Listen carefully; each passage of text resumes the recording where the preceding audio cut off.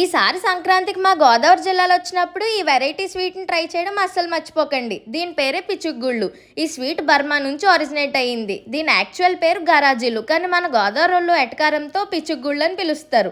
దీని taste crispy and స్వీట్గా చాలా బాగుంటుంది. కోనసీమ జిల్లాలోని నగరం అనే చిన్న పల్లెటూరులో ఈ స్వీట్ తయారీ చేస్తారు. ఈ ఊర్లో సగం మందికి పైగా జీవనోపాధి ఇదే. మీకు ఈ ఊర్లో ఎటు చూసినా ఈ షాప్సే కనపడతాయి. దీన్ని దేంతో తయారు చేస్తారు? బియ్యం పొడిపిండి బియ్యం రాత్రి నానబెట్టేయాలి. 10 hours నానబెట్టాలి. తర్వాత దాన్ని దంచాలి, జల్లడాలి, పాకం పెట్టాలి. అప్పుడు ఈ ప్రాసెస్ తయారైపోయింది. ఓకే.